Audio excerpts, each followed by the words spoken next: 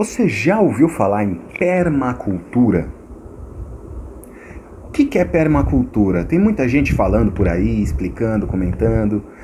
Vamos dar uma resumida. Permacultura foi um conceito criado na década de 70 por dois malucos muito doidos, David Holmgren e Bill Mollison, dois australianos muito doidos. Tem gente que fala, ele é da Tasmânia. A Tasmânia na época fazia parte da Austrália, não sei se ainda até hoje faz, mas é australiano, tá lá daquele canto da Oceania. Esses caras estudavam, né? Um era estudante, outro era professor de agronomia e começaram a analisar como os povos aborígenes, os povos antigos, ancestrais, como que eles lidavam com a terra e sempre tratando a terra e nunca faltava nada para eles. Ao contrário da monocultura, que você planta uma coisa, colheu, limpou, devastou o solo, destruiu o solo, né? Você tá lá, devastou o solo, pá, tirou, deixa o solo descansando, planta outra coisa para poder tentar recuperar o solo e repete esse ciclo. Eles não. Eles tinham um contato com a natureza sazonal e cada hora pegava uma coisa. E surgiu essa ideia de formar, de analisar as interações ecológicas, ou seja, permacultura está diretamente relacionada com a ecologia. Diretamente. Se você não entende de ecologia, não queira aprender permacultura. Permacultura sem ecologia não existe. Então, primeiro passo para poder desenvolver e entender a permacultura em si, entender a ecologia, as interações ecológicas, os biomas, os ecossistemas, as populações, as interações intra e interespecíficas são pontos primordiais para a gente entender a permacultura. Agora vamos voltar para o assunto de novo, para senão a gente se perde. Eu me perco. O que acontece? Eles começaram a analisar isso e criaram esse conceito. Criaram 16 folhetos que você encontra aí livre na internet, de livre acesso, traduzidos em português, já existem, e no qual eles tratam essa questão da cultura permanente. O que seria isso? É uma cultura sistêmica e permanente que mantém o ciclo natural das coisas. Então muita gente confunde as agroflorestas com permacultura, sendo que as agroflorestas fazem parte da permacultura. Um dos pontos da permacultura é a agrofloresta. A questão de sazonalidade. Em tal época nasce tomate, em tal época nasce limão, em tal época é a colheita da mandioca. Por que a gente não planta esses vegetais juntos e cada época a gente colhe um, sendo que um pode vir a ajudar o outro? Os incas faziam uma técnica que é muito comum até hoje nos permacultores, que é plantar as plantas irmãs, a tríade, que é, eu acho que é os incas, tá? Se eu tiver errado, alguém me corrige aí. O milho, que serve de sustentação para o feijão, e a abóbora que forrageia ali, evitando que o solo perca água.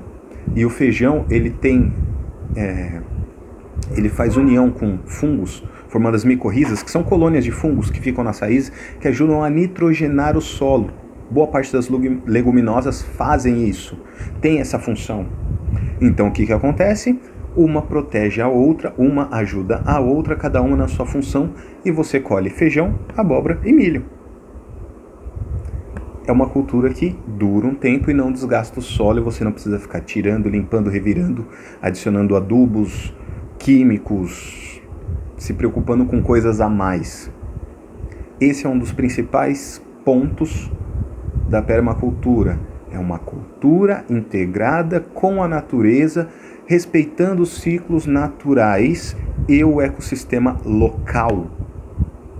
Ou seja, você não vai chegar numa Mata Atlântica e querer plantar um monte de maçã. Maçã não é da Mata Atlântica.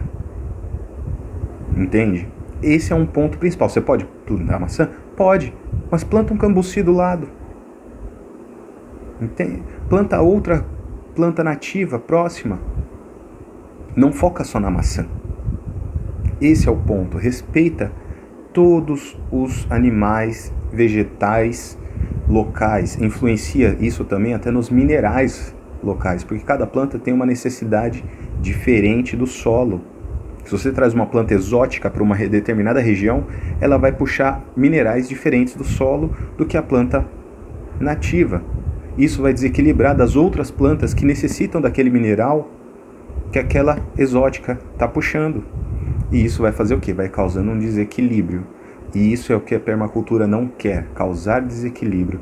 Manter essa integridade natural somado a um cultivo permanente e ao bem-estar humano.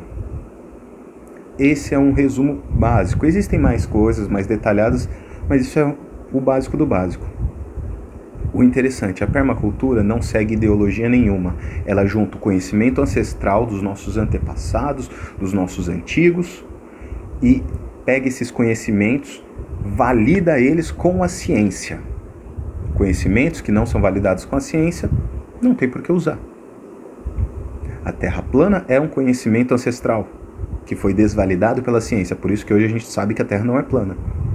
Então, esse é um outro ponto da permacultura. Os conhecimentos e as técnicas são validados pela ciência. Nem todo conhecimento ancestral é bom, nem todo conhecimento ancestral deve ser descredibilizado também.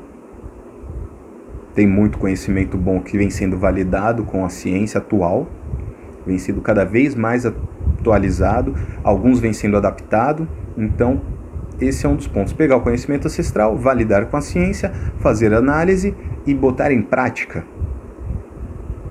Existem outros canais aqui que falam sobre as 12 pétalas da permacultura e todos os outros detalhes. Aqui é só um apanhado geral para a gente ter noção. Beleza? Logo mais eu vou começar uma sequência de técnicas ecológicas e observação ecológica voltadas para a permacultura. A permacultura não necessariamente precisa ser no campo. Você pode ser um permacultor dentro de casa. Você pode trazer essa filosofia para o seu dia a dia, a hora que for, o momento que for, como você quiser. Existem diversas coisinhas pequenas que nós podemos fazer para reduzir os resíduos que a gente gera, para ter uma vida mais sustentável, uma vida mais saudável. Não importa se você mora num apartamento, numa kitnet, dá para ser mais sustentável. São pequenas ações do dia a dia que ajudam muito. Logo mais dicas. Se você gostou, quiser compartilhar alguma coisa, quiser dar alguma dica, escreve aqui embaixo. Esse é o primeiro vídeo de, espero que muitos. Obrigado pela atenção.